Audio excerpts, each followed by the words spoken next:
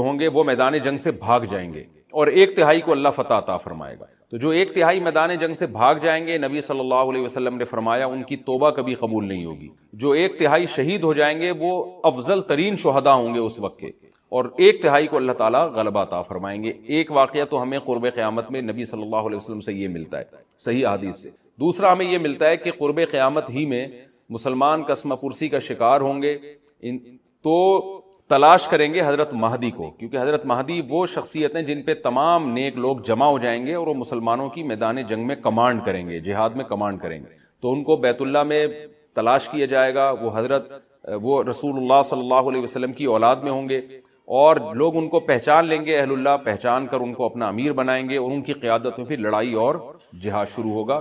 اور یہ لڑائی جب دمشق میں لڑائی ہو رہی ہوگی تو دمشق میں عصر کی نماز کے وقت حضرت مہدی، میں نے جو یہ کہا کہ دمشق میں لڑائی ہو رہی ہوگی، مقصد یہ نہیں ہے کہ دمشق کوئی میدان جنگ بنا ہوا ہوگا، مقصد یہ ہے کہ وہ مجاہدین کا لشکر دمشق میں ہوگا عصر کی نماز کے وقت، لڑائی چاہے کسی اور میدان میں ہو رہی ہو، لیکن حدیث میں ہمیں دمشق کا تذکرہ ملتا ہے۔ تو دمشق میں حضرت شام کا تذکرہ ملتا ہے، اور جو قرائن ہمیں ملتے ہیں وہ دمشق کی ایک خاص مسجد ہے، وہ مسجد حضرت مفتی تقی عثمانی صاحب اور مفتی رفیع عثمانی صاحب نے اس کو ہائی لائٹ بھی کیا، لیکن وہ یقینی نہیں ہے، یہ خوب سمجھے، انہوں نے اس کا بھی تبصرہ کیا کہ اس کے بارے میں کوئی یقین نہیں ہے۔ تو حضرت مہدی عصر کی نماز پڑھا رہے ہوں گے، لوگ امامت میں آپ کے پیچھے کھڑے ہوں گے، یہاں تک کہ مسجد کے مینار پر، آج بھی وہ مینار موجود ہے جس کے بارے میں غالب گمان ہے کہ یہ وہ مینار ہے جہاں حضرت عیسیٰ علیہ السلام نازل ہوں گے، غالب گمان کے درجے میں کہا جا سکتا ہے، ورنہ پھر اسی کے اڑوس پڑوس میں کوئی مسجد ہوگی۔ میرا اگر شام جانا ہوا تو انشاءاللہ میں ارادہ ہے کہ میں ولاگ میں اس مسجد کا بھی تذکرہ کروں گا، اس جگہ کا بھی تذکرہ کروں گا، لیکن میں پہلے یہ بات بتا دوں کہ وہ 100% یقینی نہیں ہے، ایسا نہ ہو کہ اس مسجد کے مینار پہ چڑھ کے لوگ جو ہے وہ اس کے کوئی مینار کو ہی چاٹنا شروع کر دیں تبرک کے طور پہ۔ تو عصر کی نماز کا ٹائم ہوگا، حضرت عیسیٰ ابن مریم علیہ الصلوۃ والسلام فرشتوں کے کندھوں پہ ہاتھ رکھ کے نیچے اتریں گے نماز کے ٹائم پہ، یعنی آسمان سے مینار تک آئیں گے، اور پھر مینار سے آپ کے لیے سیڑھیاں لگائی جائیں گی، سیڑھیوں کے ذریعے مینار سے نیچے اتریں گے اور لوگ ان کو پہچان لیں گے۔ حضرت مہدی ان کو امامت کے لیے آگے کریں گے کہ آپ اللہ کے ایک پیغمبر ہیں، آپ نماز پڑھائیے، حضرت عیسیٰ علیہ السلام انہی کو آگے رکھیں گے، اور اس طرح کا مفہوم ہے حدیث میں کہ اللہ نے اس کام کے لیے آپ کو ہی منتخب کیا۔ کیا مطلب یہ امامت اس امت کا حق ہے؟ تو حضرت عیسیٰ ابن مریم علیہ الصلوۃ والسلام کا جو کام ہوگا وہ جہاد ہے، اور یہودیوں سے انتقام لینا، کیونکہ یہودیوں نے اپنے خیال میں حضرت عیسیٰ کو قتل کیا تھا، تو اللہ نے یہودیت ہی کے خاتمے کے لیے اور دجال کے خاتمے کے لیے عیسیٰ ابن مریم کو نازل کیا۔ حضرت مہدی سے پہلے ہی دجال ظاہر ہو چکا ہوگا۔ دجال کے بارے میں حدیث میں آتا ہے کہ ہر پیغمبر نے اپنی امت کو دجال کے فتنے سے ڈرایا ہے۔ اچھا، یہ دجال ایک ایسی شخصیت ہے جس کا یہودی انتظار ہم سے زیادہ کر رہے ہیں، کیونکہ یہودی اس کو اپنے لیے نجات دہندہ سمجھتے ہیں، جبکہ حدیث میں آتا ہے کہ دجال کانا ہوگا اور اس کا خدائی کا دعویٰ ہوگا، اس کے پاس کچھ ایسی طاقتیں ہوں گی کہ مردے کو زندہ کر دے، زندہ کو مار دے، ایک طرف اس کے باغ ہوگا، ایک طرف اس کے آگ ہوگی، جو اس پر ایمان لائے گا اس کو باغ میں داخل کرے گا، اور جو اس پر ایمان نہیں لائے گا اس کو آگ میں داخل کرے گا۔ اور رسول اللہ صلی اللہ علیہ وسلم نے فرمایا اس کی جو آگ ہے حقیقت میں وہ جنت کا باغ ہوگا، اور اس کا جو باغ ہے حقیقت میں وہ جہنم کی آگ ہوگی۔ تو جو نبی کی باتوں پہ یقین کرتے ہیں وہ دجال کے فتنے سے محفوظ رہیں گے۔ اور حدیث میں سورہ کہف کی بھی تلاوت کا حکم ہے، جمعے کے دن جو کہف کی تلاوت کرتا ہے اللہ اس کو دجال کے فتنے سے محفوظ رکھتا ہے۔ اب آپ دیکھیں یہ سورہ کہف میں ہی قیامت کی علامات کا تذکرہ ہے نا، تو شاید اسی وجہ سے کیونکہ جو سورہ کہف پڑھتا رہے گا وہ یاجوج ماجوج کے واقعات بھی پڑھتا رہے گا اور اللہ کی قدرت کے واقعات بھی پڑھتا رہے گا، تو دجال کے فتنے سے اللہ اس کو اس برکت سے بچا کے رکھیں گے، فتنے سے محفوظ رکھیں گے۔ تو وہ ایسی طاقتیں دکھائے گا، بے وقوف لوگ اس پہ ایمان لے آئیں گے۔ حدیث میں آتا ہے کہ کانا کبھی بھی خدا نہیں ہو سکتا، یعنی اس کی تو ایک آنکھ ہوگی نہیں، لیکن بے وقوف لوگ اس کے یہ کچھ ظاہری کمالات دیکھیں گے، یہ نہیں دیکھیں گے کہ یہ تو شکل بھی اس کی اچھی نہیں ہے، یعنی خدا کم از کم جمال والا ہوتا ہے نا، یہ تو ہے بھی کانا، اور اس کے بڑا بڑا کافر بھی لکھا ہوا ہوگا واضح طور پر، جس سے پتہ چلے گا۔ لیکن احمق اور بیوقوف لوگ جیسے روحانی عامل کو کچھ شعبدے دیکھ کر ان پہ سے متاثر ہو جاتے ہیں نا، روحانی عاملوں کے شعبدے دیکھ کے، تو ایسے ہی دجال کے شعبدے دیکھ کے متاثر ہوں گے۔ تو بہت لوگوں کو، خلقت کو، بہت بڑی امت کو گمراہ کرے گا دجال، اہل اللہ کو اللہ تعالیٰ اس کے فتنے سے محفوظ رکھے گا۔ پھر حضرت عیسیٰ ابن مریم جب نازل ہوں گے تو وہ دجال کو قتل کریں گے۔ حدیث میں آتا ہے کہ نیزے کے ذریعے گھوڑے پہ بیٹھ کے قتل کریں گے۔ علماء نے اس حدیث کا دو مطلب بیان کیے ہیں کہ یا تو اس کا مطلب یہی ہے کہ واقعی گھوڑے پہ بیٹھیں گے، نیزہ استعمال کریں گے، اور زمین جو ہے وہ اتنی پہلے اس سے جنگیں ہو چکی ہوں گی کہ لوگ دوبارہ تلواروں گھوڑوں کی طرف آ جائیں گے۔ اس بات کا امکان ہے، ہر ملک ایٹمی طاقت بن چکا ہے، تو اگر یہ ایٹم بم سارے ملک آپس میں چلا دیں تو ہم دوبارہ گدے گھوڑوں والی زندگی پر آ جائیں گے، ٹیکنالوجی ساری تباہ و برباد ہو جائے گی، انسان کی ترقی۔ تو اس بات کا بھی امکان ہے کہ کوئی اس سے پہلے ہو سکتا ہے کوئی ایسی جنگ عظیم ہو کہ انسانیت دوبارہ پہاڑوں پتھروں کے دور میں آ جائے، لیکن ظاہر یہ معلوم ہوتا ہے کہ رسول اللہ صلی اللہ علیہ وسلم نے جو کلام کیا ہے، ظاہر ہے اس دور کے لحاظ سے جو لوگوں کے جہاں تک جو لوگوں کی مینٹل اپروچ ہے وہاں تک، تو نبی صلی اللہ علیہ وسلم میزائل یا اور ٹینکوں کا تذکرہ کرتے تو کیا سمجھ میں آتا؟ تو گھوڑے سے مراد ہے جو اس زمانے کا گھوڑا ہوگا، اور نیزے سے مراد ہے اس زمانے کا جو اسلحہ ہوگا، کیونکہ نیزہ نبی کے دور کا ایک مناسب اسلحہ تھا اور گھوڑا نبی کے دور کی میدان جنگ کی ایک مناسب سواری تھی۔ تو اس سے یہ بھی پتہ چلتا ہے کہ ہو سکتا ہے عیسیٰ ابن مریم نیزے کے بجائے کلاشنکوف کا استعمال کر لیں، تو یعنی وہ نیزہ جو ہے وہ اس کلاشنکوف کی یا جو بھی اسلحہ اس وقت حضرت عیسیٰ ابن مریم استعمال کریں گے اس کی ایک تعبیر ہے، تو اس کا بھی پورا امکان ہے۔ تو ہمیں بہرحال اتنا ایمان ہمارے لیے ضروری ہے کہ دجال کو قتل کرنے والی جو ذات ہے، جو شخصیت ہے، وہ عیسیٰ ابن مریم علیہ الصلوۃ والسلام ہے۔ تو حضرت عیسیٰ کے ذریعے اللہ تعالیٰ دجال کو قتل کریں گے، اور حضرت عیسیٰ کی قیادت میں زبردست جہاد ہوگا۔ حدیث میں آتا ہے کہ عیسیٰ ابن مریم اس دنیا کو امن سے بھر دیں گے، اتنا امن ہو جائے گا اور اتنی مالی فراوانی ہوگی، اتنی مالی، کیونکہ دنیا میں مال بہت ہے، ڈسٹریبیوشن صحیح نہیں ہے، جو تقسیم ہے نا مال کی وہ ظالمانہ ہے، جس کی وجہ سے غریب سے غریب تر ہے، امیر سے امیر تر ہے۔ حضرت عیسیٰ ابن مریم ایسا نظام قائم کریں گے کہ جس سے مال کی صحیح تقسیم، اور لوگ اٹھیں گے زکوٰۃ کا مستحق تلاش کریں گے اور لوگوں کو زکوٰۃ کا مستحق نظر نہیں آئے گا، غریب تلاش کرنا مشکل ہو جائے گا۔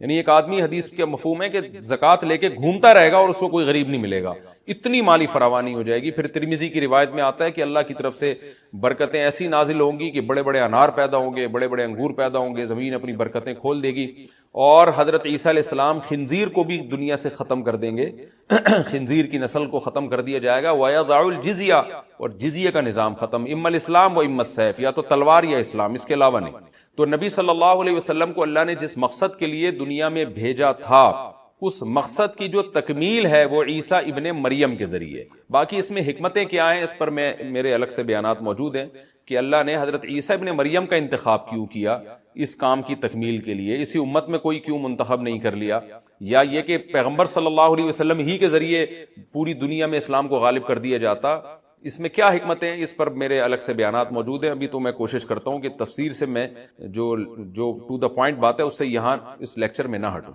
تو اسی وقت حضرت عیسیٰ ابن مریم اس کو یاجوج ماجوج کو قتل کریں گے اور دنیا انصاف سے بھر جائے گی، اور اللہ تعالیٰ نے جو پیغمبروں کو دنیا میں بھیجا تھا اس کا مقصد کیفیت اور کمیت دونوں لحاظ سے حاصل ہو جائے گا۔ اس کے بعد پھر آہستہ آہستہ دنیا میں زوال شروع ہوگا، اور پھر جب پوری دنیا کے لوگ زوال کا شکار ہوتے ہوتے کفر کی طرف جائیں گے، گناہوں کی طرف، اور حدیث میں آتا ہے جب تک ایک شخص بھی اللہ کا نام لینے والا ہوگا اس دنیا پر قیامت نہیں آئے گی، یہاں تک کہ آخری شخص جب دنیا سے اٹھے گا جو اللہ کا نام لیا کرتا تھا، تو اس کے بعد اللہ تعالیٰ سور پھونکیں گے، جبریل کو حکم دیں گے سور پھونکنے کا، اور اس دنیا کو تباہ و برباد کر دیا جائے گا۔ تو آگے قرآن کہتا ہے وَنُفِخَ فِي الصُّورِ، اور پھر سور میں پھونکا جائے گا، فَجَمَعْنَاهُمْ جَمْعًا، پھر ہم ان تمام انسانوں کو جمع کر دیں گے، وَعَرَضْنَا جَهَنَّمَ يَوْمَئِذٍ لِلْكَافِرِينَ عَرْضًا، اور قیامت کے دن ہم جہنم کو یومئذ، جس دن ایسا ہوگا یعنی جس دن سور پھونکا جائے گا، یہ دوسرا سور مراد ہے، للکافرین عرضا، کافروں کے سامنے پیش کر دیں گے، الذین کانت اعینہم فی غطاء عن ذکری، یہ وہ لوگ ہیں جن کی آنکھیں میری یاد سے پردے میں پڑی ہوئی تھی، یعنی میری یاد کی چیزیں ان کو نظر ہی نہیں آتی تھیں، غفلت میں پڑی ہوئی تھی جن کی آنکھیں، وَكَانُوا لَا يَسْتَطِيعُونَ سَمْعًا، اور یہ سننے کی صلاحیت بھی نہیں رکھتے تھے، نہ حق بات سنتے تھے نہ حق دیکھتے تھے، بس اپنے خواہشات کی جو چیزیں ہیں وہ ان کو اچھی لگتی تھیں اور وہی ان کو سمجھ میں آتی تھیں۔ تو یہ ہمارا رکوع الحمدللہ کمپلیٹ ہو گیا۔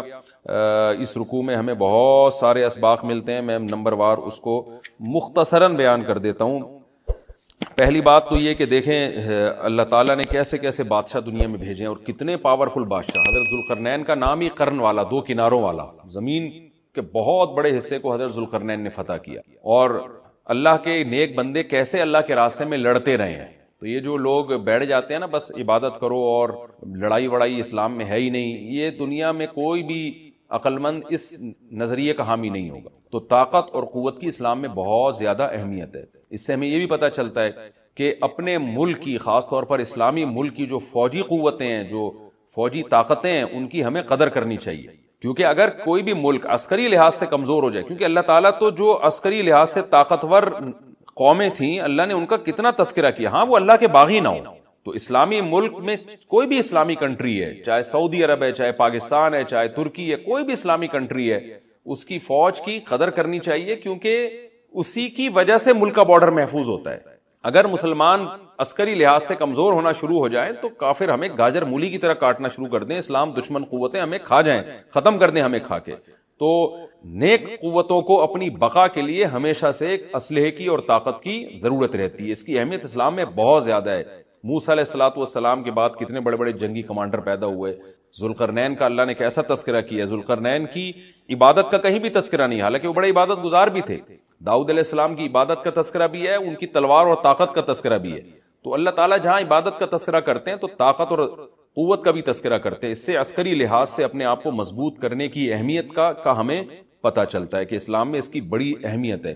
کسی بھی اسلامی ملک کی فوج کا مورال کسی بھی لحاظ سے ڈاؤن نہیں ہونا چاہیے، اور عسکری لحاظ سے وہ کسی بھی لحاظ سے کمزور نہیں ہونی چاہیے، اور اس کو چاہیے کہ اعدوا لهم ما استطعتم من قوہ پر عمل کرے، کہ قرآن کہہ رہا ہے روز بروز اپنی طاقت اور قوت میں اضافہ کرنے کی کوشش کرو۔ اس سے مسلم قوم کو کبھی بھی غافل نہیں ہونا چاہیے، اور کوئی بھی ایسا کام جس سے مسلمان قوتیں اور طاقتیں کمزور ہونا شروع ہو جائیں، اس کام سے ہمیں بچنا چاہیے۔ دوسری بات ہمیں یہ پتہ چلی کہ اللہ تعالیٰ نے اہل اسلام کے ذمے پوری دنیا کی ذمہ داری لگائی ہے، کسی ایک ملک کی نہیں۔ جتنے بھی پیغمبر آئے ہیں جب وہ دنیا فتح کرنا شروع کی ہے تو کہیں رکے نہیں ہیں وہ کہ بھئی یہاں تک، اس سے آگے نہیں جانا، ان کی صلاحیت ہی ختم ہو گئی ہو، وسائل ہی ختم ہو گئے ہوں تو الگ بات ہے۔ تو پوری دنیا ہے جس میں اللہ کے دین کو غالب کرنا ہے، اب اس کا طریقہ کیا ہوگا ظاہر ہے جو جس زمانے میں سوٹیبل طریقہ ہو وہ اختیار کیا جائے گا۔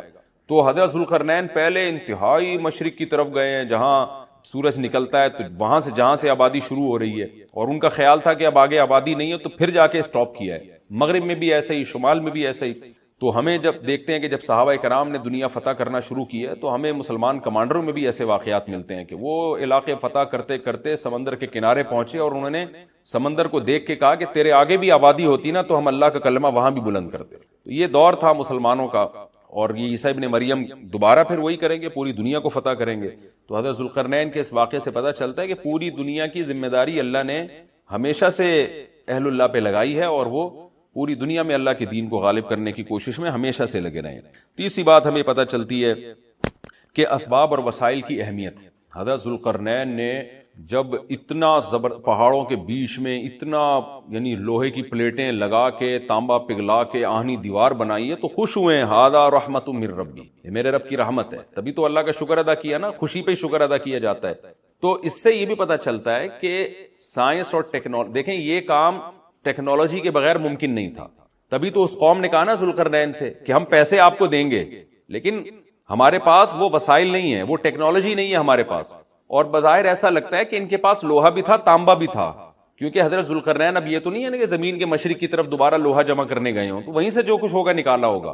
تو وسائل اس قوم کے پاس تھے، ٹیکنالوجی نہیں تھی کہ اس لوہے کو اور اس تانبے کو پگھلا کے دونوں پہاڑوں کے بیچ میں پلیٹیں کیسے بنانی ہیں اور ان کو کیسے ان کے بیچ میں تانبا کر کے کہانی دیوار بنائی ہے، یہ ٹیکنالوجی ان کے پاس نہیں تھی۔ تو اس سے ہمیں ٹیکنالوجی کی ویلیو کا بھی پتہ چلتا ہے۔ آج مسلمان اس میں بھی بہت پیچھے چلے جا رہے ہیں اور اس کو مذہب سمجھنا شروع کر دیا ہے، یہ بات بھی غلط ہے۔ حضرت ذوالقرنین نے اتنی طاقت اور قوت کا استعمال کیا اور اتنے زبردست طریقے سے اس وقت جو بھی آ جائے پارسل کر دینی چاہیے، جو بھی خیر کی بات، چاہے وہ موضوع سے ہٹ کے بھی کیوں نہ ہو، اس سے کوئی فرق نہیں پڑتا۔ یہ جو میں مسلمان کا لفظ استعمال کرتا ہوں، بہت سے لوگوں کو اس پہ بھی اعتراض ہے کہ مسلم ہوتا ہے، مسلمان تو نہیں ہوتا۔ قرآن و سنت میں ہمیں جو لفظ ملتا ہے وہ کیا ملتا ہے؟ مسلم۔ تو خوب سمجھ لیں، الفاظ کے بکھیڑوں میں پڑھنے کی ضرورت نہیں ہے۔ مسلم، مسلمان، اردو میں مسلمان مسلم ہی کو کہتے ہیں۔ شاید یہ اس طرح سے وجود میں آیا ہے کہ فارسی میں مسلم مسلمان، جیسے طالب سے طالبان، جمع کا صیغہ جو ہے نا، طالب ایک طالب علم کو کہتے ہیں، طالبان بہت سارے طالب، تشنگان علم کہتے ہیں نا، جمع کا صیغہ ہے یہ فارسی میں۔ تو اردو میں فارسی بہت ہے، تو مسلم سے شاید مسلمان ہوگا، بہت سے مسلم یعنی مسلمز کو کہا جاتا ہوگا، تو پھر بن گیا مسلمان۔ اس میں کوئی کچھ ٹینشن لینے کا نہیں ہے، جیسے لفظ اللہ کو خدا کہہ دینے سے کوئی ٹینشن کی بات نہیں ہے، کوئی اتنے بڑا مسئلہ نہیں ہے۔ اللہ کو اللہ بھی کہہ سکتے ہیں، خدا بھی کہہ سکتے ہیں، فارسی میں خدا، گاڈ بھی کہہ سکتے ہیں انگلش میں. عمل میں مسلمان بالکل زیرو ہوتا جا رہا ہے، الفاظوں کے بکھیڑوں میں پڑا ہوا ہے. تو بار بار میں بات کہتا ہوں، فرقہ واریت ناموں کو دیکھ کے کہا جاتا ہے مختلف فرقے، ناموں کو ختم کرو، تو ناموں کو ختم کرنے میں ایک نیا فرقہ بنا لیتے ہیں. تو کسی بھی کوئی بھی چیز کی پہچان کچھ بھی بن جاتی ہے.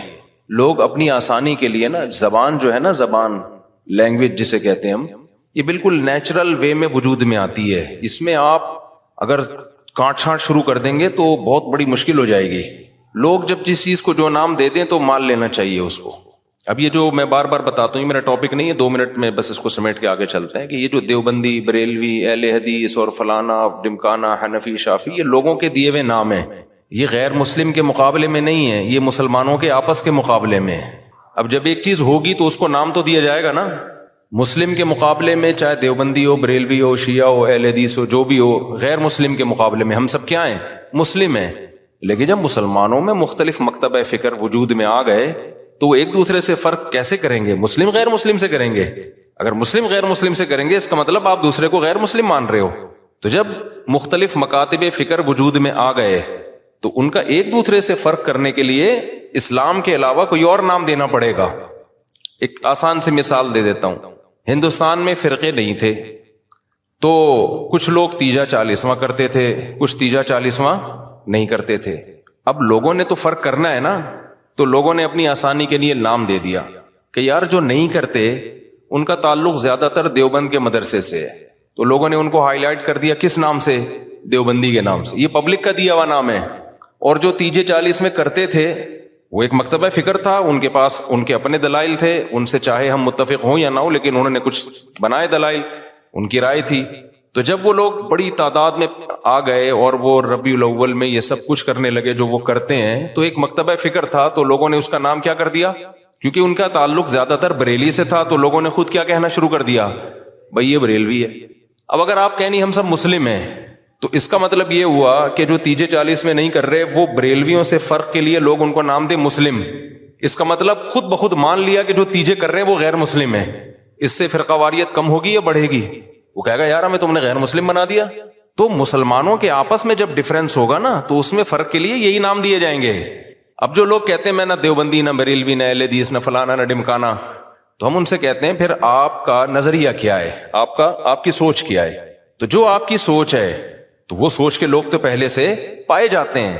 تو وہی تو ہو گیا، نام آپ نے وہ نہیں رکھا لیکن وہ سوچ آپ کی پائی جاتی ہے. اور جب آپ اپنے آپ کو کہیں گے مسلم مسلم مسلم، تو غیر مسلم سے فرق کے لیے تو مسلم کہا جائے گا، لیکن آپس میں فرق کے لیے اگر مسلم کہہ رہے ہیں اٹ مینس دوسرا کیا ہے؟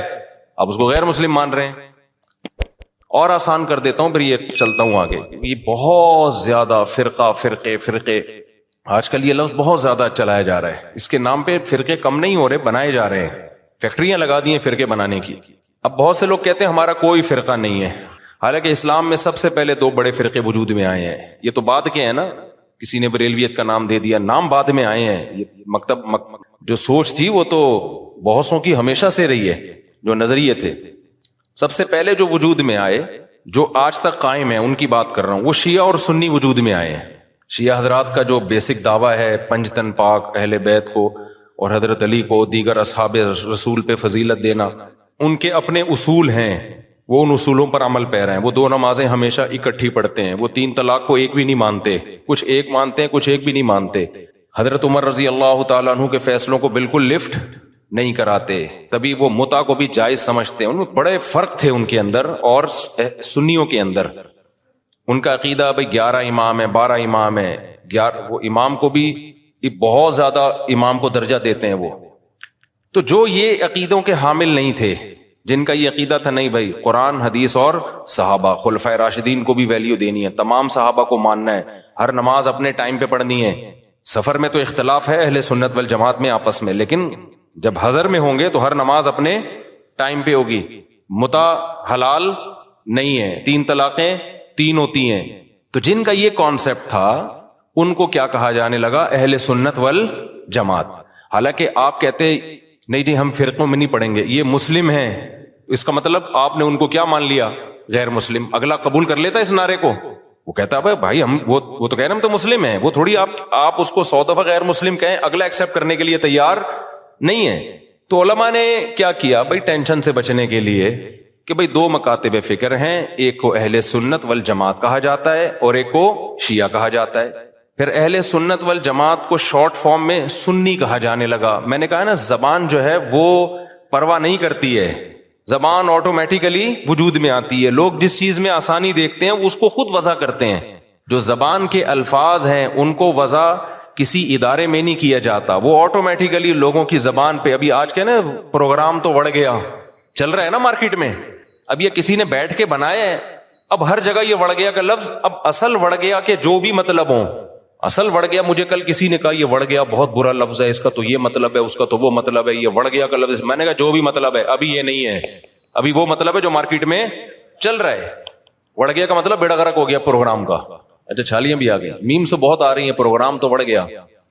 میں شہد لینے گیا تو میں چٹان کے اوپر چڑھا ہوا تھا نا, بہت ہائٹ پہ, ایک یعنی 1000 فٹ بلندی پہ شہد کے لیے میں بلوچستان کے پہاڑ پہ چڑھا. شہد کا چھتا میں نے کہا اپنے ہاتھوں سے کاٹوں گا میں, شوق ہے ہمیں اس طرح کی حرکتوں کا. اب بہت اوپر ہم چڑھ گئے, پھسلنے کا خطرہ تھا, دھڑام سے نیچے آتا. تو جب چھتا کاٹ رہا تھا میں نے کہا ایسا نہ ہو کہ پروگرام تو وڑ نہ جائے, کہیں پاؤں پھسلے اور پروگرام لوگ کہیں پروگرام تو وڑ گیا, کیونکہ ویڈیو بھی بن رہی تھی. تو اب آپ لوگوں کو سمجھاؤ نہیں وڑ گیا, ایکچولی بہت اس کے برے معنی ہیں اور فلانا ہے. او بھائی کسی کا ذہن اس برے معنی کی طرف نہیں جا رہا. تو زبان بالکل نیچرل وے میں وجود میں آتی ہے اور اس کو جیسی ہے ویسے ہی رہنے دینا چاہیے, اس کو چینج نہیں کیا جا سکتا. تو اب بالکل ایسا ہی ہے کہ جو اہل سنت والجماعت تھے, شارٹ میں لوگوں نے ان کو کیا کہنا شروع کر دیا, سنی. اب آپ یہ کہیں میرا کوئی فرقہ نہیں ہے, میں کسی فرقوں کو نہیں مانتا, میں صرف مسلمان ہوں, تو لوگ آپ سے پوچھیں گے کہ بھائی آپ شیعہ ہو یا سنی ہو. وہ کہ میں شیعہ سنی کو نہیں مانتا, میں مسلم ہوں. میں کیا ہوں, خالص مسلم. تو اگلا پوچھے گا نا کہ آپ کے عقیدے کیا ہیں, آپ حضرت علی کو دیگر صحابہ پہ فضیلت دیتے ہو, آپ متع کو جائز سمجھتے ہو. وہ کہ نہیں. اسے کہا جائے آپ ہر وقت 2 نمازیں اکٹھے کرنے کے قائل ہو, ظہر ہمیشہ جیسے شیعہ لوگ پڑھتے ہیں. وہ کہے گا نہیں. تو اسی کو تو سنی کہا جاتا ہے جو یہ کام نہیں کرتے. آپ سب صحابہ کو مانتے ہو, ہاں جی مانتا ہوں, تو یہی تو سنی ہے, انہی کو تو سنی کہتے ہیں. کہ نہیں میں سنی نہیں, میں مسلم ہوں. تو بھائی جو عقیدے آپ کے ہیں ان شارٹ اس کو سنی کہا جاتا ہے. تو اس میں کیا تکلف ہے منہ سے پھوٹ دو کہ میں سنی ہوں, مان رہے ہو انہی عقیدوں کو. تو اسی کے تو لوگوں نے آسانی کے لیے ان شارٹ کیا کہنا شروع کر دیا, سنی کہنا شروع کر دیا. اب آپ اس لیے نہیں کہہ رہے اپنے آپ کو سنی کہ میں فرقے کی چھاپ نہیں لگانا چاہتا. بھائی چھاپ لگانا چاہو یا نہیں چاہو, پبلک جو ان عقیدوں کا حامل ہوتا ہے پبلک اس کو سنی ہی سمجھتی ہے. تو آپ بول دو میں سنی ہوں, کچھ نہیں ہوتا, اس سے کوئی قیامت نہیں آ جائے گی. ایسے موقع پہ بلا وجہ نہیں چیختے پھرو کہ میں سنی ہوں, میں فلانا ہوں, میں ڈمکانا ہوں, میں یوں ہوں. جب ضرورت پڑے تو کہا جا رہا ہے نا, بلا وجہ تھوڑی ہائی لائٹ کیا جا رہا ہے. اور آسان مثال, بر صغیر میں جب احمد رضا خان بریلوی آئے اور انہوں نے وہ بہت زیادہ اس کا پرچار کیا, خاص جو ان کے مخصوص عقائد تھے وہ صحیح تھے غلط تھے, اس کو بحث میں تو میں جا ہی نہیں رہا. اس کے بعد ایک خاص مکتبہ فکر وجود میں آیا کہ بھائی ربیع الاول کو عید کا دن کہنا ہے اور تیجا کرنا ہے, 40واں کرنا ہے, جو بھی کر رہے ہیں وہ ایکٹیویٹیز. اب کیا ہوا کہ جب یہ ایکٹیویٹیز بڑھی ہیں تو لوگوں نے کہا یہ والے جو لوگ ہیں نا, کچھ لوگ یہ چیزوں کو مانتے ہیں اور کچھ لوگ ان چیزوں کو بولو نہیں مانتے. تو لوگوں نے جو نہیں مانتے تھے ان کو دیوبندی کہنا شروع کر دیا, جیسے ہم لوگ نہیں مانتے, ہمارے اکابر بھی نہیں مانتے تھے. تو لوگوں نے کہا کہ یار یہ جو مکتبہ فکر ہے نا, ان کا تعلق زیادہ تانے بانے ان کے دیوبند مدرسے سے جا کے ملتے ہیں. تو چاہے اب تانے بانے دیوبند سے ملیں یا نہ ملیں, بر صغیر میں صرف دیوبند کا مدرسہ تھوڑی تھا, لاکھوں ہزاروں مدرسے تھے. چاہے جس مدرسے سے بھی فارغ ہو, چاہے وہ دیوبند کا نہ بھی ہو, پبلک نے اس کو کیا کہنا ہے, دیوبندی. کیونکہ پبلک آسانی دیکھ رہی ہے نا, آسانی دیکھ رہی ہے, اس کی ڈیپ میں نہیں جاتی, زبان میں نہیں اتنی ڈیپ میں جایا جاتا. لوگ کہتے ہیں یار ان شارٹ بتاؤ کیا ہو تم. اور جو لوگ یہ کام کر رہے تھے ان کو پبلک نے کیا کہنا شروع کر دیا, بھائی بریلوی کہنا شروع کر دیا. اب آپ کے ہاں کوئی بندہ رشتہ لے کر آیا اپنی بیٹی, آپ کی بیٹی کے لیے, بیٹھا ہوا ہے سامنے, چائے رکھ دیا آپ نے, ڈبو کے بھی نہیں کھا رہا, اس کو پتا ہے رشتہ ٹوٹنے کا خطرہ ہوتا ہے, ایٹیٹیوڈ کے خلاف ہے یہ, ڈبو کے کھانا نا, تمیز سے بیٹھا ہوا ہے. آپ لوگ کیا تھے کہ آپ تیجا بھی کرتے ہیں, 40واں بھی کرتے ہیں, عرس بھی مناتے ہیں, قوالیوں میں بھی جاتے ہیں. آپ کا ایک یہ سوچ ہے, آپ کو رشتہ اسی قسم کا چاہیے. میں سمجھا پا رہا ہوں, ادھر توجہ میری طرف. آپ کو رشتہ چاہیے اسی مزاج کا. تو آپ لڑکے سے ان شارٹ کیا پوچھو گے کہ آپ مسلم ہو یا غیر مسلم, یہ پوچھو گے. اگر آپ نے پوچھ لیا کہ بیٹا آپ ہمارا کوئی فرقہ نہیں ہے, ہم دیکھنا چاہتے ہیں آپ کی سوچ کیا ہے, ہم صرف مسلم ہیں. تو بیٹا آپ مسلم ہو یا غیر مسلم؟ وہ کیا کہے گا؟ میں کوئی ہندو عیسائی چمار لگ رہا ہوں آپ کو؟ وہ شرم نہیں آتی آپ کس طرح کے سوال پوچھ رہے ہیں مجھ سے؟ بولو نا کیا ہو گیا؟ یہی کہے گا نا وہ جواب میں کہتے دیکھو بیٹا ہم فرقوں کو تو مانتے نہیں, ہم تو یہ مانتے نہیں دیوبندی, بریلوی, اہل حدیث اور شیعہ سنی. بیٹا یہ سب چیزیں یہ تو منجن ہے, منجن. یہ کیا ہے؟ یہ فرقوں کے منجن ہیں. بیٹا ہم سمپل مسلمان ہیں, آپ بتاؤ کیا ہو, آپ مسلمان ہو یا نہیں؟ اگلا کہے گا انکل ختنے دکھا دوں کیا میں آپ کو؟ میں مسلمان ہوں تو مسلمان گھرانے میں آیا ہوں نا. کس طرح کی باتیں کر رہے ہیں آپ؟ آپ بھی مسلمان ہیں, ہم بھی مسلمان ہیں. تو اب آپ یہ بتائیں کہ مسلمانوں میں آپ کا مکتب فکر کیا ہے, کس سوچ کے حامل ہیں آپ کی سوچ کیا ہے, آپ کے اصول اور ضابطے کیا ہیں؟ آپ تیجے 40 میں کرتے ہیں؟ کہے گا ہاں بیٹا. آپ عرس پہ جاتے ہیں؟ ہاں بیٹا. آپ نبی کو حاضر ناظر سمجھتے ہیں؟ ہاں بیٹا. اچھا تو آپ بول دیں نا منہ سے ان شارٹ کے ہم بریلوی ہیں. گھنٹہ میرا پی گئے آپ بیٹھ گئے. اور لڑکی والے بھی لڑکے سے یہ پوچھیں گے کہ بیٹا ان شارٹ آپ بتاؤ. اچھا لڑکا الٹے سوال پوچھ رہے آپ مسلم ہیں؟ میں صرف مسلم ہوں, آپ بتائیں مسلم ہیں؟ وہ دیں گے رشتہ؟ پتہ نہیں کس قسم کا آدمی, ہم ہندو لگ رہے ہیں ہم تجھے شکل سے کیا؟ تو وہ بھی ان شارٹ پوچھیں گے بیٹا آپ دو بڑے مکتب فکر بر صغیر میں چل رہے ہیں, کچھ تیجے 40 میں کو مانتے ہیں, کچھ تیجے 40 میں کو نہیں مانتے. تو جو نہیں مانتے ان کو دیوبندی کہا جاتا ہے. لوگوں نے اپنی آسانی کے لیے نام دیا اور سوسائٹی نے اس کو ایکسپٹ کر لیا اس نام کو, اور جو کرتے ہیں ان کو بریلوی کہا جاتا ہے. تو ان شارٹ آپ بتا دو کہ آپ دیوبندی ہو یا بریلوی. وہ اگر کہتے میں بریلوی, چل بھائی ٹھیک, رشتہ ڈن ڈنا ڈن. اگر وہ کہتے کہ میں دیوبندی ہوں تو بھائی پتلی گلی سے نکلو. سمجھ رہے ہو؟ ناموں کی بات کر رہا ہوں میں. ہاں بلا وجہ اپنا نام ہائی لائٹ کرنا. اچھا ایک اور اس میں ہم اہل حدیث کو بھی اس میں لے لیتے ہیں. اہل حدیث کیا ہے؟ جب شیعہ سنی دو فرقے بڑے وجود میں آئے, جن کا ابھی تک فرقے تو بہت سارے بنے تھے, بہت سارے تو ختم ہی ہو گئے, کیونکہ جو باطل چیزیں زیادہ پنپتی نہیں ہے, اور پنپتی بھی ہے تو ایک جگہ قائم نہیں رہتی. آپ اگر 1200 سال پہلے کے شیعہ کو دیکھ لیں تو الگ تھے, 200 سال بعد والے الگ, آج الگ. تو وہ بہت یعنی ایک جگہ نہیں. آپ اہل سنت والجماعت کو دیکھیں گے نا تو 1200-1300 سال پہلے تھے, آج بھی اسی ٹریک پر ہیں وہ. خاص طور پر جو ان چاروں مکاتب فکر کو فالو کرتے ہیں, حنفی, مالکی, شافعی, حنبلی, ان کے اصول 1300 سال پہلے لکھ لیے گئے تھے, مسائل بھی لکھ لیے گئے تھے, تو اب اس سے ہٹتے نہیں ہیں یہ. آپ کو حنفی 800 سال پہلے کا بھی وہی نظر آئے گا جو آج تھا, شافعی 800 سال پہلے کا بھی ویسے ہی نظر آئے گا جیسا آج تھا. اگر تبدیلی ہوئی ہے تو بدعت کے حوالے سے ہوئی ہے, کسی میں بدعتیں آ گئیں, کسی میں بدعتیں کوئی ایکسٹریم لیول پہ ادھر چلا گیا, کوئی مسائل کے معاملے کی بات کر رہا ہوں. جو اسلامک لا ہے, لا نہیں چینج ہوا کیونکہ وہ ریٹن فارم میں آ چکا تھا پہلے. تو اب میں عرض کر رہا تھا کہ دو فرقے بڑے وجود میں آ گئے. ایک کو کیا کہا جاتا تھا؟ شیعہ. ایک کو کیا کہا جاتا تھا؟ سنی.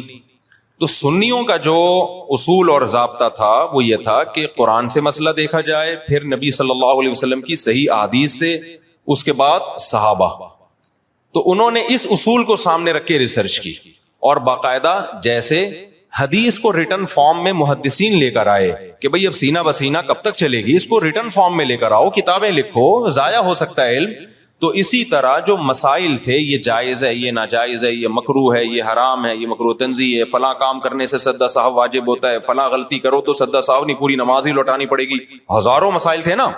تو ائمہ کرام نے اجتہاد کیا اور مسائل کو ریٹن فارم میں لانا شروع کیا. تو جو اہل سنت والجماعت تھے وہ ان کے 4 مکاتب فکر وجود میں آئے. جو کام امام ابو حنیفہ نے کیا, اس کام سے جو متاثر ہوئے اور اس طریقے کو جنہوں نے فالو کیا, ان کو کیا کہا جانے لگا؟ حنفی. اور جنہوں نے امام شافعی کو فالو کیا, ان کو کیا کہا جانے لگا؟ بولتے کیوں نہیں؟ شافعی. اب آپ بتاؤ جو امام شافعی کو فالو کرتے, ان کو اگر ہم مسلم کہتے کہ نہیں حنفی شافعی کچھ نہیں ہوتا, یہ مسلم ہے, اس کا مطلب شافعی اگر مسلم ہے تو حنفی بھی غیر مسلم ہے؟ نہیں آئی میرا خیال ہے بات. تو یہ صحیح نام, یہ نام صحیح ہوتا؟ جنہوں نے امام مالک کو فالو کیا ان کو کیا کہا جانے لگا؟ مالکی. جنہوں نے امام احمد کو فالو کیا انہوں کو کیا کہا جانے لگا؟ حنبلی, جیسے کہ سعودی عرب میں. تو اللہ کا کرنا ایسا ہوا کہ یہ 4 اماموں کا فقہی دنیا میں چلا ہے صدیوں. بہت سارے مسائل میں ان میں اتفاق تھا. کچھ مسائل ایسے تھے کہ 2 امام ایک طرف, 2 دوسری طرف, کچھ میں 3 ایک طرف, ایک طرف. تو جو اختلافی تھے وہ اب اختلافی رہ گئے ہمیشہ کے لیے, جو اتفاقی تھے وہ کیا بن گئے؟ اتفاقی بن گئے. اب جو اختلافی تھے تو علماء نے کہا کہ بھائی چونکہ اتنے بڑے بڑے ائمہ نے ریسرچ کا کام کیا ہے, یہ اختلاف اب حل نہیں ہو سکا. جیسے رفع الیدین کا مسئلہ اختلافی بن گیا, امام کے پیچھے آمین زور سے کہنی ہے آہستہ کہنی ہے، یہ کیا بن گیا؟ اختلافی. ہاتھ یہاں باندھنے یہاں باندھنے، یہ ذہن میں رکھے سینے پہ ہاتھ باندھنا کسی مجتہد سے منقول نہیں ہے، بلکہ سعودی عرب کے ایک عالم کا بھی کلپ بھی آیا، انہوں نے کہا یہ مکروہ عمل ہے سینے پہ ہاتھ باندھنا، کیونکہ اس بارے میں صحیح حدیث موجود نہیں ہے. تو اگر میں کہتا نا ہندوستان کے کسی عالم کا، تو لوگ کہتے ہیں نہیں یہ تو مانتے ہی نہیں حدیثوں کو، حالانکہ غلط بات ہے، کیوں نہیں مانتے بھائی؟ لیکن سعودیہ کے تبھی آپ نے ائمہ حرمین کو بھی دیکھا ہوگا سینے پہ ہاتھ نہیں باندھتے، وہ بھی نیچے ہاتھ باندھتے. تو چاروں اماموں میں کسی کے ناف کے اوپر ہے، کسی کے ناف کے تھوڑا سا اوپر، کسی کا ناف کے بالکل اوپر. ایسا چاروں میں سے کسی کی ریسرچ نہیں ہے کہ سینے پہ ہاتھ باندھے جائیں، یہاں یوں کر کے ہاتھ باندھے جائیں. خیر جو باندھتے ہیں ہمیں ان سے کوئی چڑ نہیں ہے، کوئی اتنا بڑا ایشو نہیں ہے. یہ میں تو صرف یہ بتا رہا ہوں کہ یہ جو الزام لگایا جاتا ہے نا کہ یہ لوگ حدیثوں کو نہیں مانتے، یہ الزام غلط ہے. کیونکہ حدیثوں میں ہوتا نا تو یہ چار اتنے بڑے بڑے مجتہدین جن کو پوری امت نے، جو تابعین تبع تابعین کے دور کے لوگ تھے، ان کو تو حدیثیں زیادہ پہنچی تھیں اور حدیث کی سند کی تحقیق یہ زیادہ اچھے طریقے سے کر سکتے تھے، یہ قائل ہوتے اس کے. تو ابن خزیمہ کی جو روایت ہے سینے پہ ہاتھ باندھنے والی، صحیح روایت نہیں ہے. مصیبت آج کل یہ ہے کہ آپ کا جو مذہب ہوتا ہے آپ وہ حدیث کو لازمی صحیح کہنا ہے، مارکیٹ میں جو چل رہا ہے، اور جو مخالف کی دلیل ہے وہ لازمی کیا ہے؟ پہلی نظر میں ہی ضعیف ہے. یہ چل رہا ہے مارکیٹ میں. خیر، تو ان چاروں اماموں میں جب اختلاف کچھ باقی رہ گیا تو امت کے بڑے بڑے علماء نے فتویٰ دیا کہ بھائی اب یہ اختلاف ختم کرنا ممکن بولو نہیں ہے، کیونکہ صحابہ میں یہ اختلاف تھا. کوئی یہاں ہاتھ باندھتا، کوئی ہاتھ چھوڑ کے نماز پڑھتا. صحابہ میں صحیح حدیث سے ثابت ہے ایک صحابی ہاتھ چھوڑ کے نماز پڑھتے تھے، اور یہ بھی ثابت ہے صحیح سند سے کہ مدینہ والے ہاتھ چھوڑ کے نماز پڑھتے تھے. تو امام مالک نے کہا کہ بھئی مدینہ والے جب ہاتھ چھوڑ کے نماز پڑھ رہے ہیں تو نبی کی آخری نماز تو انہوں نے دیکھی ہے، تو میں ہاتھ چھوڑ کے نماز کے قائل ہوں. ٹھیک ہے، ہاتھ باندھنے والی حدیثیں ہیں لیکن وہ پرانے زمانے کی ہیں. مدینہ کس کو فالو کر رہا ہے؟ نبی کے آخری عمل کو فالو کر رہا ہے. تو میں ہاتھ چھوڑ کے نماز، تبھی مالکیہ پوری دنیا میں جہاں بھی ہیں کیسے نماز پڑھتے ہیں؟ بولتے کیوں نہیں؟ ہاتھ چھوڑ کے. اب کبھی ہمیں ہاتھ چھوڑا ہوا بندہ نظر آ جائے نماز پڑھ رہا ہے تو ہمیں اشکال ہوتا ہے یار ساری دنیا تو ہاتھ باندھ کے نماز پڑھ رہی ہے، یہ کیوں چھوڑ رہا ہے؟ تو ہم بجائے اس کے کہ بولیں یہ مسلم ہے یا میں مسلم ہوں، تو کیا مطلب وہ غیر مسلم، وہ ہندو ہے وہ؟ تو ان شارٹ ہم کیا کہتے ہیں؟ یہ فقہ مالکیہ کو فالو کرتے ہیں. یہ کیا کرتے ہیں بھائی؟ یعنی مالکی ہیں. یہ کیا مطلب؟ یہ امام مالک کی جو تحقیق ہے اس کو زیادہ اس پر اعتماد کرتے ہیں. حدیثوں میں تو سب کچھ ملے گا آپ کو. جب سب کچھ ملے گا تو کسی نے ایک حدیث کو ترجیح دی، دوسری میں تعویل کی، کسی نے دوسری کو ترجیح دی، اس والی حدیث میں تعویل کی. میں سمجھا پا رہا ہوں اپنی بات؟ اور یار بہت سے نئے لوگ آ جاتے ہیں تو پرانی مثال دوبارہ ریپیٹ کر دیتا ہوں تاکہ یہ ٹاپک منجی ٹھک جائے، اس ٹاپک کی ایک دم کمپلیٹ ہو جائے، پروگرام بڑے نہیں. دیکھو نبی صلی اللہ علیہ وسلم نے بنو قریظہ کی طرف، بخاری مسلم کی حدیث ہے، ایک لشکر کو روانہ کیا. خوب غور سے سننا تاکہ یہ فرقواریت کے نام پہ جو گند پھیلایا جا رہا ہے نا معاشرے میں، پہلے فرقواریت پھیلائی جا رہی تھی لیکن صاف پتہ چلتا تھا یہ فرقہ پرست ہے. اب لیبل لگایا جا رہا ہے اتحاد امت کا، لیبل چینج کر دیا لیکن فرقواریت پہلے سے زیادہ پھیلائی جا رہی ہے. لیبل چینج ہو رہا ہے اب خالی، یعنی اس طریقے سے پھیلائی جا رہی ہے کہ سانپ بھی مر جائے اور لاٹھی بھی نہ ٹوٹے. تو دیکھو نبی صلی اللہ علیہ وسلم نے بنو قریظہ کی طرف لشکر روانہ کیا. صحابہ کرام کا توجہ ہے نا آپ کی میری طرف. جب لشکر روانہ کیا تو آپ صلی اللہ علیہ وسلم نے صحابہ سے فرمایا کہ تم میں سے کوئی عصر کی نماز اس وقت تک نہ پڑھے جب تک بنو قریظہ نہ پہنچ جائے. اب صحابہ کے پاس اس سے زیادہ صحیح حدیث کوئی ہو سکتی تھی؟ اس کی تو کوئی سند بھی نہیں ہے، ڈائریکٹ سن رہے ہیں نبی کے زبان اقدس سے. جتنے بھی صحابہ تھے نبی نے سب کو کہا عصر کی نماز جب تک بنو قریظہ نہ پہنچ جاؤ تمہیں پڑھنے کی اجازت. جملہ کمپلیٹ کریں نہیں ہے. اللہ کی قدرت کے جب راستے میں وہ گئے ہیں تو نماز قضا ہونے لگی، دیر ہو گئی ان کو مقام تک پہنچنے میں. اب صحابہ پریشان ہو گئے، بھائی اب پڑھیں گے نہیں پڑھے؟ بعض حضرات نے کہا بھائی نبی کا آرڈر ہے نہیں پڑھنی، قضا کریں گے نماز، کیونکہ ہم تو نبی کے حکم کے محتاج ہیں. ہم پڑھتے کیوں تھے؟ نبی نے حکم دیا تھا نا، تو جب نبی نے چھوڑنے کا حکم دیا ہے تو چھوڑیں گے ہم. دوسرے صحابہ نے کہا کہ نہیں بھائی، نبی کا مطلب یہ تھوڑی تھا کہ قضا کر دو. آپ جب کسی کو بھیجتے ہیں کہ بھائی یہاں سے حیدرآباد جا رہے ہو، دیکھو بیٹا وہیں پہ نماز پڑھنا، راستے میں خطرہ ہے، کوئی بھی مسئلہ ہو سکتا ہے، تو مطلب یہ آپ کو یقین ہے کہ اثر تک پہنچ جائے گا. قضا کرنے کی تھوڑی اجازت ہے، کیونکہ قرآن میں آتا ہے حافظوا علی الصلوات والصلاۃ الوسطی، درمیانی نمازوں کی حفاظت کرو. درمیانی تو اثر کی نماز ہے، اس کی تو خاص تاکید ہے. تو نبی کا حکم تو یہ ہے، لیکن نبی کا مقصد یہ بولو نہیں تھا. نبی عالم الغیب تھوڑی ہے، ان کو کیا پتا تھا کہ یہ قضا کر لیں گے، تو اس لیے ہم پڑھیں گے. اب دو جماعتیں بن گئیں، ایک نے کہا ہماری رائے ہے کہ ہم نے پڑھنی ہے، دوسرے نے کہا ہماری رائے ہے کہ ہم نے. دونوں کا مقصد کیا؟ خواہش نفس تھا. اب اگر وہ دونوں پھٹا شروع کر دیتے وہاں پہ کہ تو حدیث کا منکر ہے, معاذ اللہ نقل کفر منجن بیچ رہے ہو تم لوگ, ہمارے پاس صحیح حدیث ہے, نبی نے کہا ہے کہ نہیں پڑھنی, بس ہم نہیں پڑھیں گے, اور جو نہیں پڑھے گا ہمارے ساتھ, جو پڑھے گا وہ دائرہ اسلام سے خارج ہے, وہ حدیث کا منکر ہے, وہ گمراہ ہے, وہ جہنمی فرقوں میں ہے. اس سے فرقہ واریت کم ہوتی ہے بڑھتی؟ بولتے کیوں نہیں؟ لڑائی پیدا ہوتی, پھڈا پیدا ہوتا. جن کا خیال تھا نہیں پڑھنی, انہوں نے کہا بھائی ہمیں یہ سمجھ میں آ رہا ہے, اب نبی موجود تو ہے نہیں کہ ہم ان سے پوچھیں یا رسول اللہ آپ کا مطلب کیا تھا, رابطہ بھی نہیں ہے, کوئی فون بھی نہیں تھا اس زمانے میں. دوسرے فریق نے کہا بھائی ہمیں تو یہی لگ رہا ہے کہ نبی کا یہ مفہوم نہیں تھا, وہ تو ہمیں آسانی کے لیے نبی نے حکم دیا تھا, راستے میں خطرات ہوتے ہیں, اب قضا تھوڑی ہو سکتی ہے, ہمیشہ پڑھی ہے بھائی تو آج بھی پڑھیں گے ہم. انہوں نے پڑھ لی. اب انہوں نے نہیں پڑھنے والوں کو یہ نہیں کہا کہ تم تو مطلب ہی نہیں سمجھتے حدیثوں کا, تمہارے مطلب کھوپڑی میں سینس. آج کل فروعی مسائل میں اسی طرح چیلنج کیا جاتا ہے نا, جب فروعی مسائل میں اختلاف کو ذکر کیا جاتا ہے تو مذہبی اسکالر کا ایٹیٹیوڈ یہی ہوتا ہے, بدتمیزی والا. تو صحابہ میں سے جن کا خیال تھا پڑھنی چاہیے پڑھ لی, جن کا خیال تھا نہیں پڑھنی چاہیے نہیں پڑھی. دو مکتب فکر وجود میں آ گئے کہ نہیں آ گئے اس لحاظ سے وقتی طور پہ؟ اچھا دونوں نے ایک دوسرے کے پیچھے نمازیں بھی نہیں پڑھی, یہ بھی ذہن میں رکھیں. جب وہ پڑھ رہے تھے تو انہوں نے ان کی اقتدا نہیں کی ہے, ان کا خیال تھا یہ غلطی پر ہے. جب ایک جماعت نماز پڑھ رہی تھی تو دوسرے نے یہ ان کے پیچھے نماز نہیں پڑھی, کیونکہ ان کا خیال یہ تھا بھائی نبی کا مقصد, نبی نے حکم دیا نہیں پڑھنی ہے تو ہم کیسے پڑھ لیں. تو وہاں کسی نے فتویٰ نہیں لگایا کہ یہ دونوں ایک دوسرے کے پیچھے نمازیں ہی نہیں پڑھتے, یہ تو ویسے ہی کیا ہیں, گمراہ ہیں. بھائی کیسے پڑھے؟ ان کی رائے یہ کہ یہ ٹھیک نہیں کر رہے, اس لیے نہیں پڑھی انہوں نے نماز. تو میری اگر رائے یہ ہے کہ یہ والا مکتبہ فکر سنت کے مطابق نماز نہیں پڑھتا, یا ایسے نماز پڑھتا ہے کہ میری رائے کے مطابق وہ شرائط ہی نماز کی پوری نہیں ہوتی, تو میں نہیں پڑھوں گا. آپ مجھے کیوں گن پوائنٹ پہ مجبور کر رہے ہیں کہ پڑھو اس کے پیچھے آپ فرقہ واریت کو ختم کرنے کے لیے؟ اس سے فرقہ واریت تھوڑی ختم ہوگی. فرقہ واریت کیسے ختم ہوگی؟ جو صحابہ کا ایٹیٹیوڈ تھا, جس نے پڑھنی ہے پڑھ لے, نہیں پڑھنی ہے نہیں پڑھے. کسی نے گن رکھ کے دوسرے کو نہ پڑھوانے کی کوشش کی اور نہ چھڑوانے کی کوشش کی. میں سمجھا پا رہا ہوں, خدا کی قسم قدر کر لو ان باتوں کی, قدر کر لو ان باتوں کی. یہ جو آج کل نئے نئے اسکالر جراثیم پیدا کر رہے ہیں نا, یہ بہت خطرناک جراثیم ہیں, ان سے تم گمراہ ہو جاؤ گے. پھر کیا ہوا جب یہ فریق نبی کی خدمت میں پہنچائے, واپس نبی کو اطلاع دی گئی کہ ایک نے ایسا کیا دوسرے نے ایسا کیا, نبی نے کسی کو ملامت بولو نہیں کی.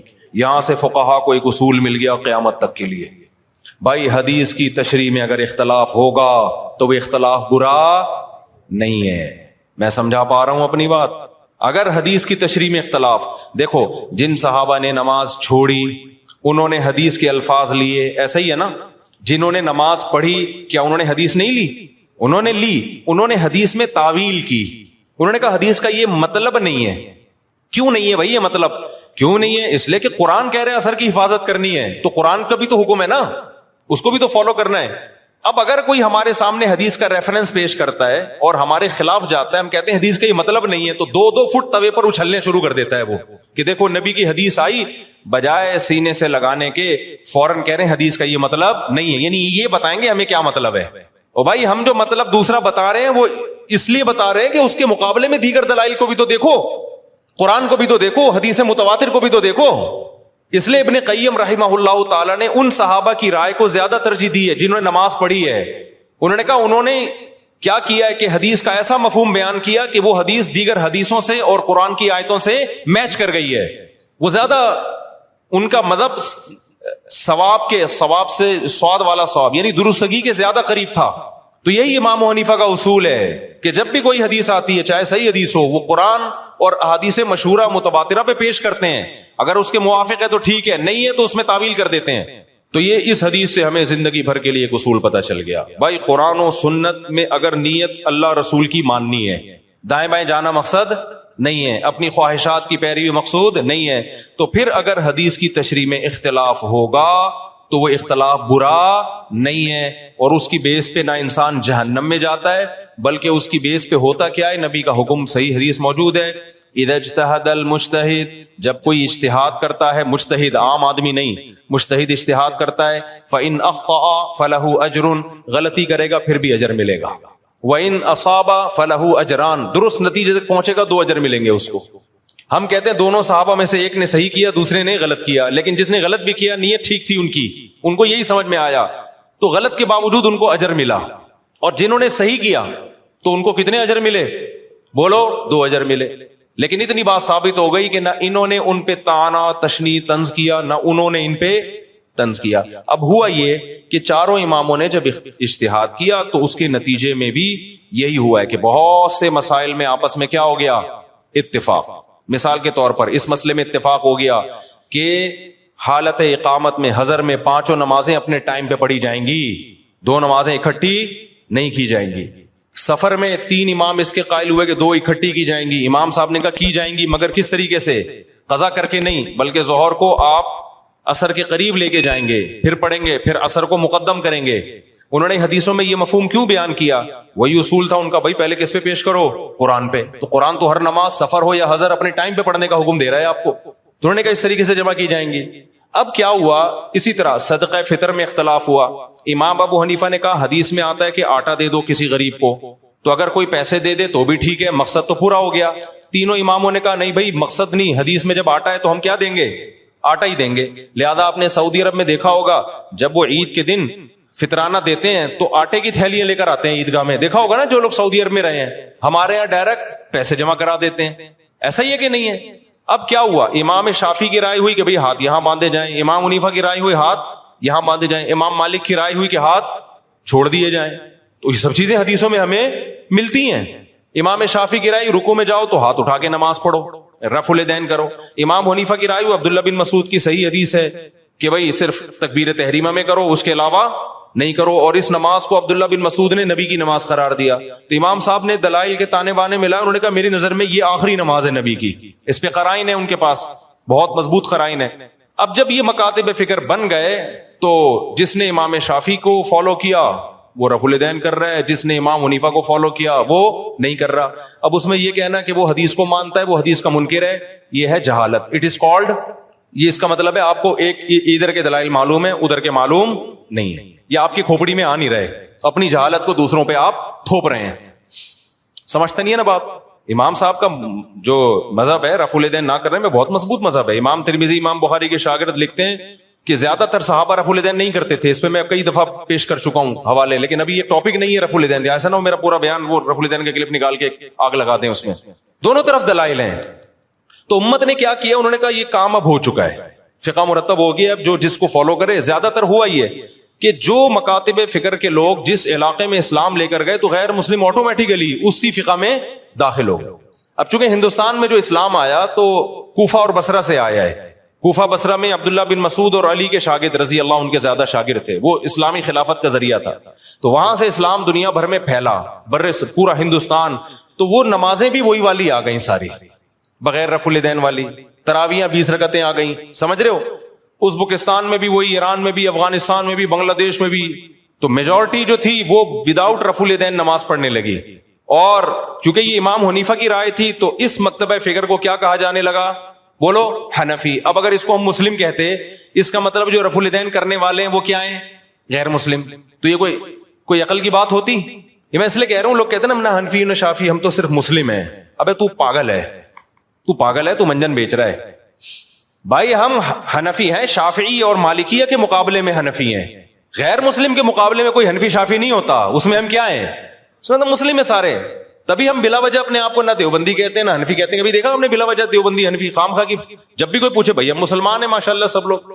جہاں ضرورت پڑتی ہے, جیسے رشتہ لینے کے لیے گئے تو اگلا پوچھے گا تو دیوبندی ہے بریلوی؟ آپ نے کہا میں مسلم ہوں, علمی کتابی ہوں. تو وہ کہے گا تو کیا ہے بھائی, تو تیجا کرتا ہے کہ نہیں کرتا؟ وہ کہے میں نہیں کرتا. تو بولنا دیوبندی ہوں, پھوٹتا کیوں نہیں منہ سے؟ یا تو دیوبندی ہے یا اہل حدیث ہے, یہ دونوں نہیں کرتے. کیا خیال ہے بھائی؟ یا تو دیوبندی ہے یا کیا ہے, اہل حدیث ہے. کہ نہیں میں کچھ بھی نہیں ہوں. تو کیوں ٹائم ویسٹ کر رہا ہے بھائی تو؟ آپ اس سے پوچھ رہے ہیں لڑکی والوں سے آپ کیا ہیں, وہ کہے میں ہم مسلم ہیں. او بھائی مسلمان کیا میں ہندو لگ رہا ہوں آپ کو شکل سے؟ آپ تیجا کرتے ہیں, ہاں جی کرتا ہوں. آپ ربیع الاول کو عید مناتے ہیں, ہاں جی. تو بولو منہ سے. ان شارٹ ایسے لوگوں کو کیا کہا جاتا ہے؟ بریلوی کہا جاتا ہے. فرقواریت تو جب پھیلتی کہ جب ہم بلا ضرورت ان ناموں کو استعمال کر رہے ہوتے خام خواہ میں.